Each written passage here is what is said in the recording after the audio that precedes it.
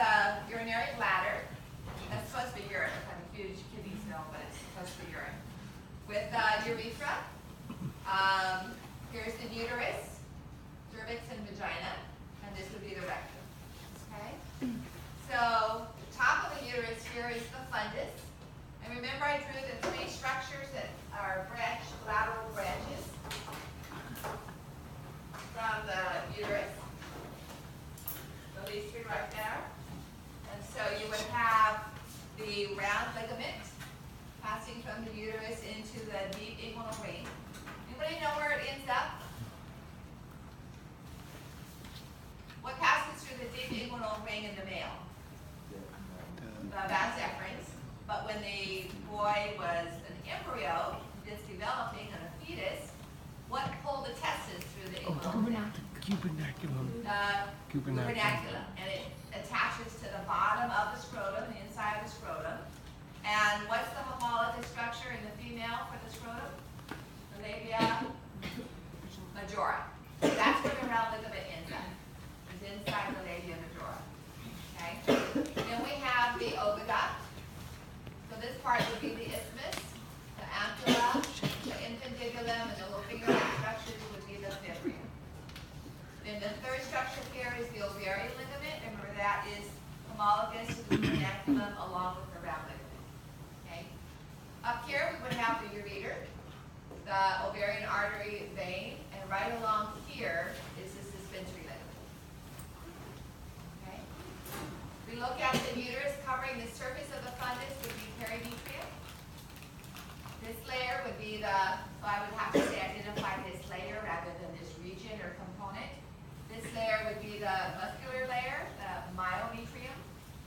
And then this dark green-blue lining here, a little easier to see on this one.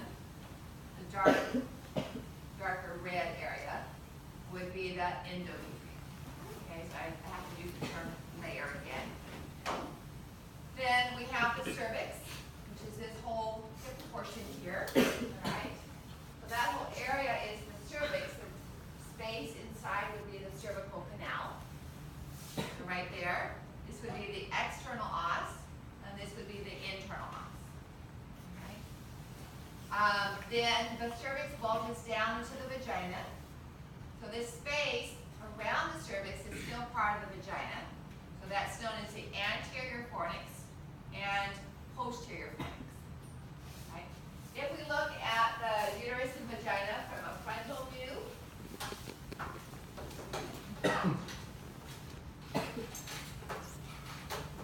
like this, then we would have the two lateral fornices.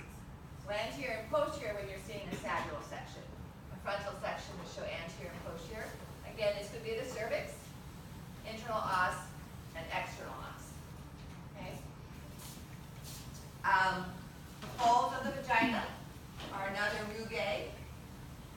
And this doesn't show a hymen very well, so I'll show you probably this diagram that we saw in lecture of the different patterns of openings. But that membrane closing off the vagina is the hymen. And we see the labia minora and labia majora. You're not seeing hair follicles on this component. These I drew in this morning would be the set of paraurethral glands that are homologous to the male prostate gland. The older name for them is skene, S-K-E-N-E, or normally we use paraurethral. Here's the clitoris. The tip of it is the glans clitoris, and then you would have the corpus cavernosa, or corpora cavernosa, and then this mound of fat anterior to the pubic symphysis here is known as the mons pubis. So we have the spermatozoon on the male model. So up here we have the ootid. It hasn't been fertilized yet, so it would be identified as what kind of an oocyte? Secondary oocyte. The green around it would be the zona pellucida. Okay, and these are just follicular or granulosa cells. But it's already been ovulated. That's how we know it's a secondary oocyte. Hasn't been fertilized yet. All right, so looking at this other model, this is the one that I couldn't find for the 730 lab, and I showed you a picture of it in lecture to show you the uterosacral. ligament. So it's almost, this one has a little bit more. But again, here would be the round ligament, those three structures. So round ligament passing through the deep inguinal ring. Oviduct or fallopian tube or uterine tube are all named for the same thing. And here would be the ovarian ligament. Okay? It's not showing a really good suspensory ligament because this is the ureter right here. However, it does show the uterosacral ligament. So this one right here, coming from the back of the uterus to the posterior wall, sacrum is uterosacral. Right? However, this diagram is a whole lot better. Students have been writing on it, so it's starting to rub off a little bit. But again, you would have the round ligament to the deep inguinal ring, the isthmus of the oviduct, the ampulla, the infundibulum, and the fimbria. Here's the uterosacral ligament, the ovary, and then these would be the, I don't know if it's written on there, but these would be the mesenteries. So the mesosalpinx, right along the ovary is where you would call it the mesoovarium, and then all of this is mesometrium. Again, a little easier to see on this one because coloring signals do it very well. So here's the oviduct, the fimbriae, infundibulum, ampulla, and isthmus. And here's the ovary with the ovarian ligament. All right. So this membrane right here, the double layer of peritoneum, would be the mesosalpinx. Salpinx meaning the oviduct. Right along the ovary here, coming out at right angles. You can see here would be the mesoovarium. And then all of this down here would be the mesometrium. So it's what hangs down below the oviduct. So it would be this portion here on this picture. All right. And we have the erectile tissue, and again, this is an image I showed you in lecture. So here's the vagina, urethra, anal canal is down below. So here would be the very short crus of the clitoris, glans clitoris, corpora cavernosa, sometimes called the body of the clitoris. And this is the bulb of the vestibule. We have the smaller bulb of the penis. This is split, so on both sides we have the bulb of the vestibule. This is our external urethral sphincter here. And so inferior to that is the bulbourethral gland. Sharing that same name with the female. If you want just a female name, you can call it greater vestibular. Actually has another name as well, Bartholin's, but eliminate. So greater vestibular and bulbourethral are the more common terms. On this model, we can't see the labia either. Okay, but here's the anal opening vagina urethral, glans clitoris, corpora cavernosa. What would these sets of nerves here be? If you take the upper division biology, they have more specific names like inferior rectal and superficial perineal, but they're all branches of duodenum.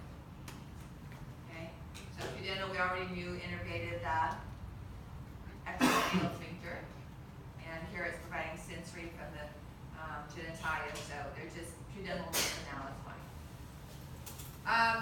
That brings us to the ovaries. Well, yeah, then all of this.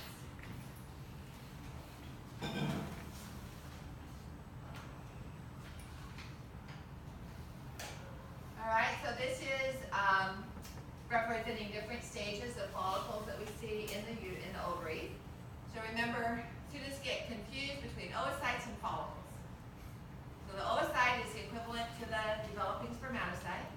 The follicle is the equivalent of the Sertoli cells. Okay? So all of these cells, the oocyte is going to be a primary oocyte. The follicles go through stages. In your textbook, the smallest flat squamous surrounding follicular cells are identified as a primordial. Ignore those terms. Make it a little bit easier. These are primary. Okay? And I have it drawn up here on the board as well, where the follicular cells are flat. As soon as they become cuboidal, whether it's one layer or multiple layers, the blue cells here would be the follicular cells. It is secondary. So primary follicle, all three of these are secondary follicles. The light blue would be the follicular, this kind of peak here would be the theca interna. We skip the multiple anthers, but you can see them over here. These would be several different antral follicles. And then we would have the mature antral follicle, which is this one here. Again, we have a oocyte that's ovulating. So while these are all primary oocytes, this one would be a secondary. It's already had that first meiotic division. Then we have the corpus hemorrhagicum, which becomes the corpus luteum. This is a cross section. This is a 3D. Same thing here. It now becomes corpus album. There's no more oocytes in here. Okay? These are just the combined follicular and internal cells secreting after ovulation. All right, mammary tissue. Not mammillary. I taught a few students in the 12 o'clock lab calling it mammillary gland. That's in the mammillary bodies in the brain. Okay, so mammary without the L. So we have this model here. It's just a little more difficult to see the structures. But we would have the secretory alveoli. And I have it diagrammed on the board behind me. The ducts inside those are known as mammary ducts. All right?